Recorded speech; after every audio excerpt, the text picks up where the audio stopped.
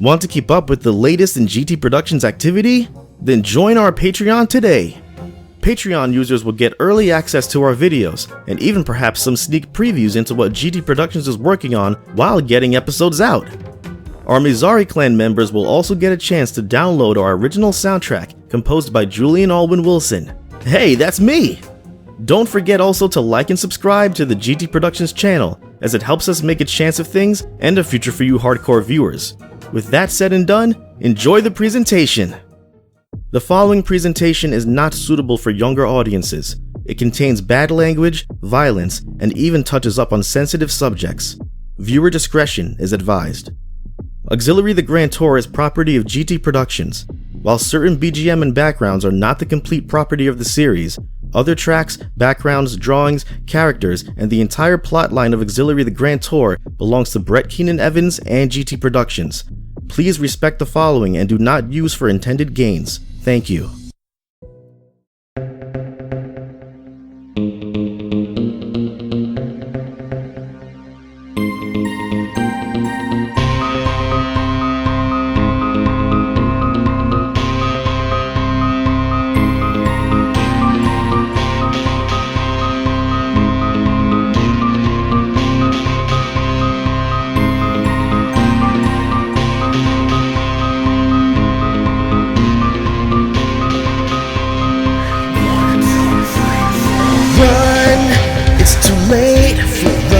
Change.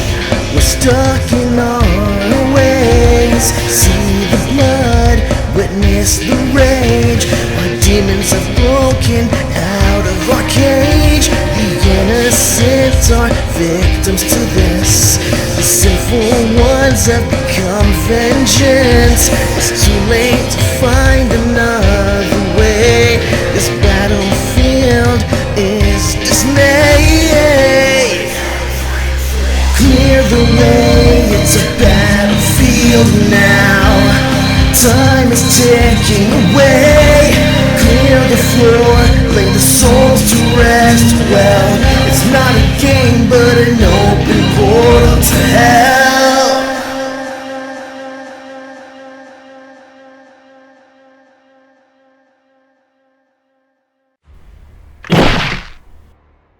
What the hell?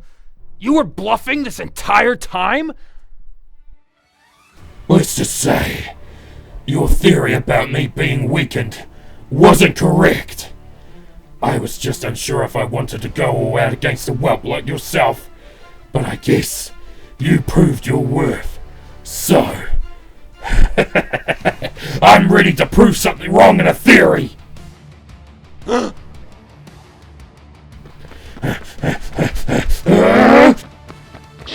Ah!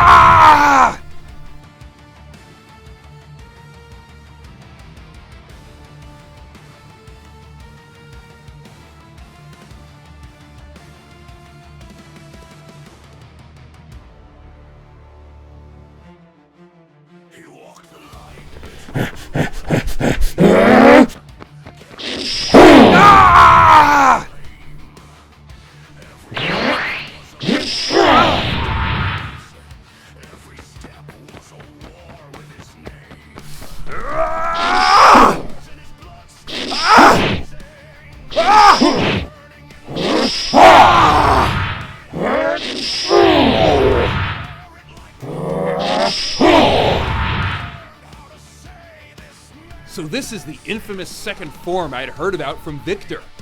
I'm not impressed. No wonder you were labeled as the Demon of Mizari. Your eyes live to that name. Thank you. I'll take that as a compliment.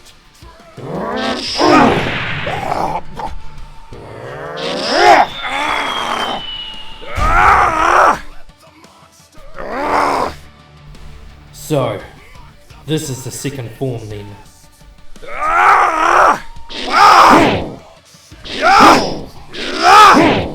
It almost feels like another side of me is pushing for control.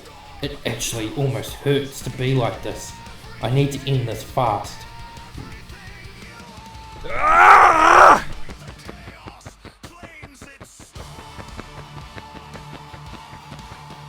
Whatever you're doing, it won't make a difference. It ends now!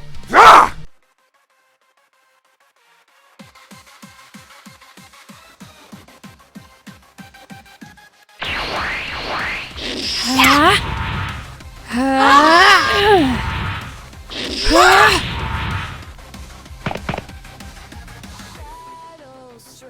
I'm surprised that contacts would be able to mask the chaos gene. They were specially made by the world government, since normal ones didn't. But it just goes to show that even with my sandbagging in the tournament, you're still proving yourself as a worthy opponent. But why? You surely know by now that Victor is using you and all your friends within the agency to go against the world's criminals, right? They plan to get rid of you once the deed is done. They saved me when I was a child. I was a dirty little orphan, trying to find a way in life, and they gave it to me. All I had to do was pledge my loyalty to them, and they would give me the means to control my chaos gene and use it to better their cause. A world free from violence is a world I crave, and your death will be the start of that, Zyratane. Prepare yourself.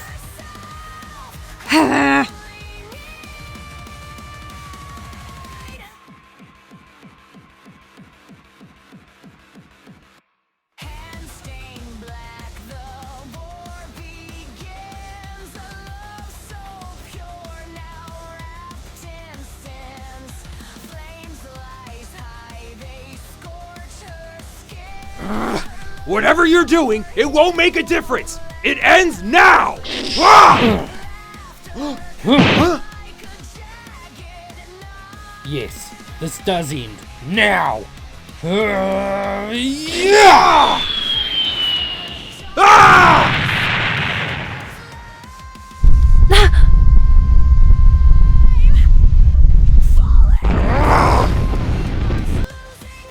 What the fuck?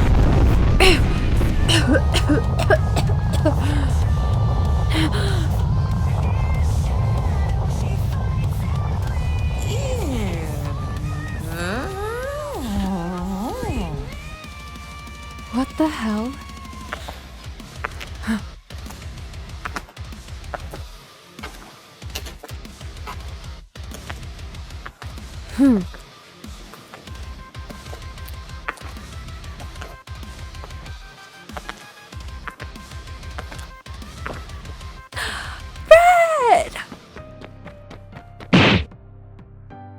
Oh, you're okay?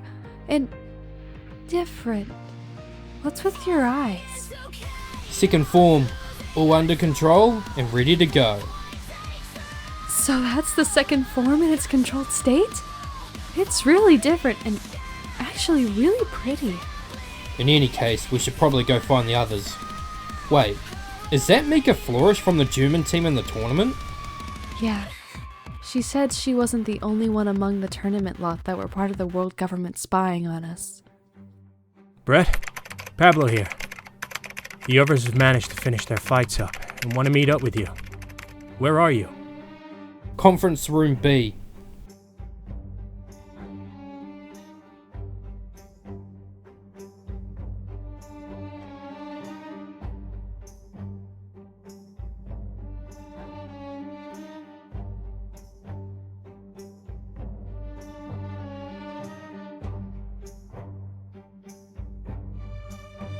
Brett, the Delta team have... Warriors of the Chaos Gene? Yeah, I know. And Zara's confirmed that some of these guys are likely people we fought in the tournament in Paris. I mean, Craig, Jamie, and Pierre helped us out of this situation, so we can rule them out of it. So that really leaves those from the German, French, and Dutch teams. And any other team lot we didn't fight in our division. Wait. Where's Naomi? Yeah, she was with us in all this. Shit. I'll go find her. Who saw her last? I think she was near conference room F when I peeled off. Alright, you guys make your way up to the second floor. I'm going to look for Naomi. I'll go too! No, worry about the mission. I can handle it. I'll get your sister back to you, I promise. Brett, this is Michelle. We've almost taken care of the lower floors. Most of these people are just the grunts. I'd imagine it's going to get harder going upwards. Yeah, we just engaged the Delta Force and it's proven to be a bigger headache than we first thought. Just be careful on your end. If you happen to find Naomi, let us know. She's missing? Yeah, I doubt she went back to the ground floor, but just on the off chance she did, let us know if she's okay. On it. Over and out. Hey Ray, how's that broadcast holding out? There's actually a lot more mixed results in terms of comments to the situation than we first figured. I'd have thought 90% of the viewership would be wanting our heads and hoping world government makes an example of us. But then others have chimed in saying the world government is an axis of evil and needs to be stopped and are commending you guys for making a stand. That is a little surprising. Thanks. Alright guys, head up to the next set of floors and be careful. Delta unit seemed pretty tough for its rankings, but Charlie and beyond will be a real challenge.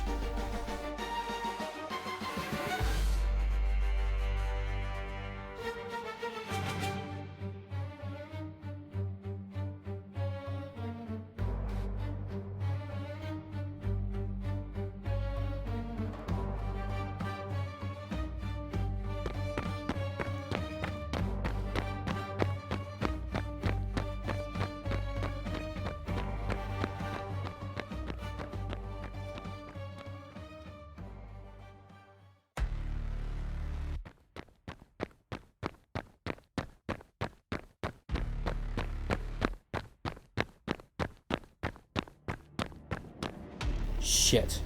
Nothing. No signs of a fight or anything.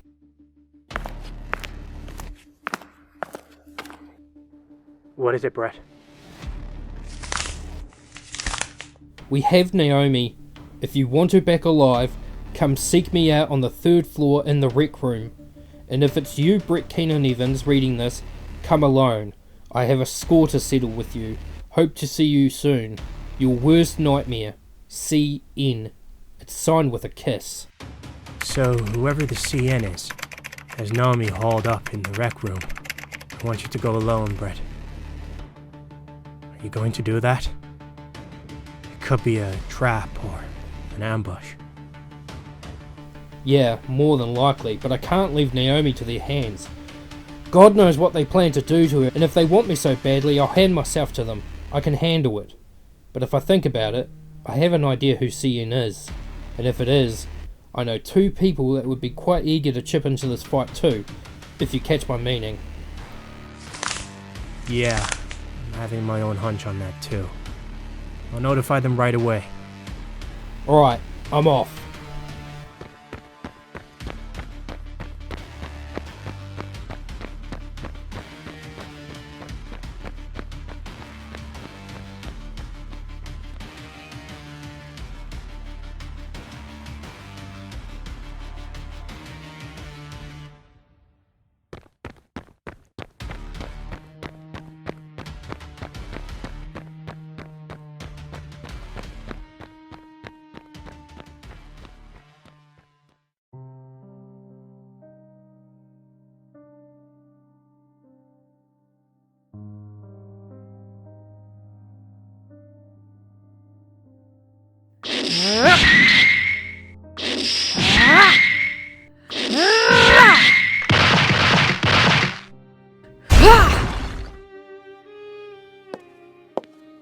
Mitzi! Come out and face me, you backstabbing piece of shit!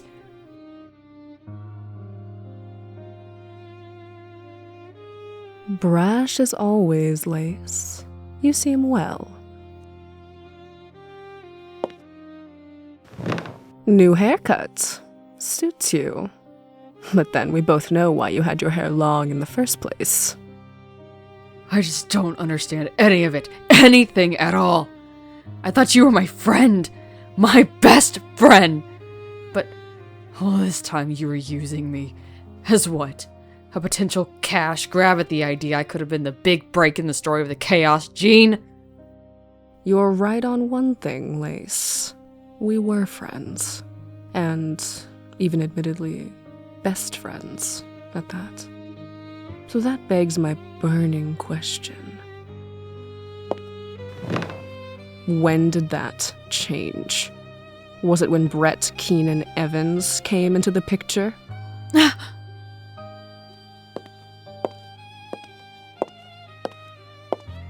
suppose before I let my right-hand man kill you, I guess I'll let you in on the truth of the whole thing. You always told me you hated wearing such official clothing. Wasn't who you were as a person. Part of the guise, I guess. But you're sidestepping this, so shut the fuck up for once, and listen well. My father was one of the officials of the World School Clan Championship Committee. He was dead set against the rules of killing in those tournaments. In fact, he was dead set against the whole tournament in its entirety, and the Corporal Punishment Act. But the WSCC committee head Oscar Skillet and Victor were naturally firm on their belief that this system would orchestrate a deal in stopping people, kids mainly, from going on rampages and harming the world with their naivete. But they were wrong. My father was right. But before all that, someone came to the world government. Someone I later learned was actually my half-brother, with a proposal. To use this Corporal Punishment Act and tournaments as a means of finding a potential missing link to the study of warlords and conquerors, and their actions against the world order. A half-brother? You never said anything about a half-brother. Naturally, I didn't know either. I recently learned this. Turns out my father's marriage to my mother wasn't his first, and he had 2 children to the other wife before he met my mother. Besides, that shit doesn't matter. When I was 9 years old, those studies were continued upon. Well before this corporal punishment stuff. Well before those underground tournaments, and well before the current ones of today. My half-brother, now in his teens, came at Victor with a thought process. What group better to try and solve the missing link than children, he said. It would be a good chance to see, considering children all act differently in their infancy to adulthood. What better way to see what children act normal and which act up? So, naturally, schools across the country, and probably even the world, began to be observed by Victor and world government to find suitable candidates to be further analyzed. I was one of those candidates. And you? Yes. My father was tasked to send me to your school, to give up my friends at Chrail to come and study and analyze you, get close to you and earn your trust. In some ways, I guess I can thank you for that. Of course, had I stayed in Chrail, good chance I'd be another body in the morgue from your brother's actions. You were the ideal target. Rambunctious, abrasive, brutal. You let no one and nothing step in your way of being on top. You would abuse, mock, and intimidate your peers to show you weren't such a weak little girl that most kids likely had painted you to be. And at a time, as we grew up and got to know each other, I started to understand you more and more. That all of your actions were a front to hide your insecurities. But more importantly, your desire to find your real family and ask them why they'd give you up. I actually began to pity you, and slowly over time, I started to forget my reasons for doing this. I even told my father at one point that I couldn't do it anymore because I had grown fond of you. You had become an irreplaceable friend.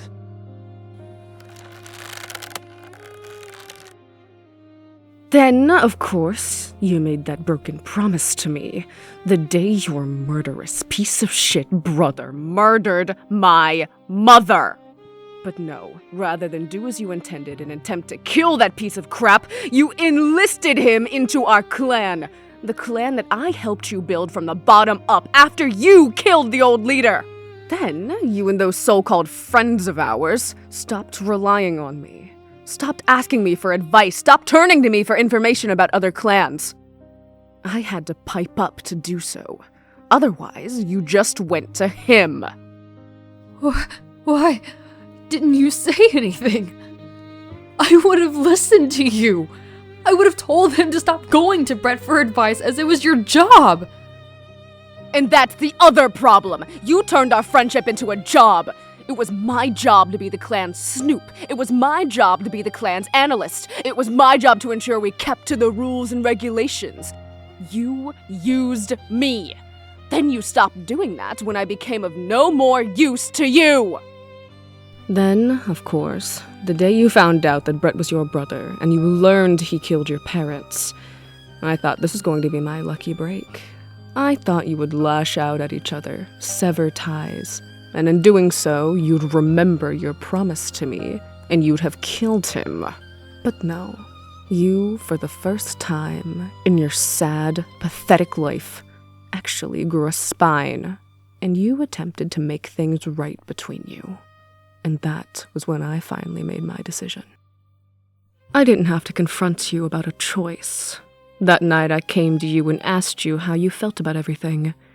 Your answer pretty much gave me the answer I didn't want to hear, but expected nonetheless. You chose him over your own friend, and from there, I vowed vengeance on you, him, and of course, I would bring justice to my mother, and others that freak killed in his tirade. So, I went over a plan from that scumbag Jeremiah Ollivander, and Victor, of course, to kidnap Brett at some stage and turn him against you. If I couldn't get you to kill Brett, then I'd get him to kill you. Take away that last beacon of hope from you, and rob you, like you robbed me, and it almost worked. I watched that fight from my flight back here, and I could feel almost pure excitement. Because our deal was that after Brett killed you, they'd kill him there and then. I was going to have my vengeance all tied up in one nice, neat little bow. But I guess my half-brother's serum didn't do its job correctly. It failed to counteract the idea of a human emotion called platonic love. I think I've said enough. Carl, get in here and kill her. And try to make it clean. I'm not paying for any dry cleaning in this place.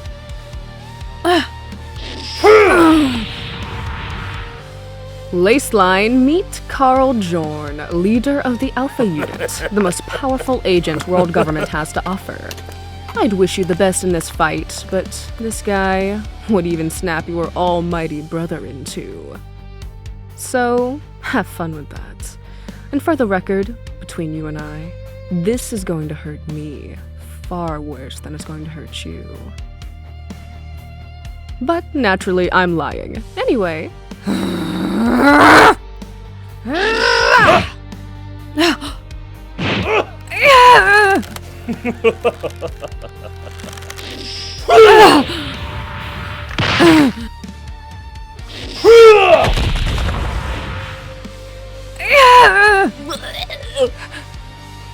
thought I said, ugh, men. Whatever. It'll come out of your wages.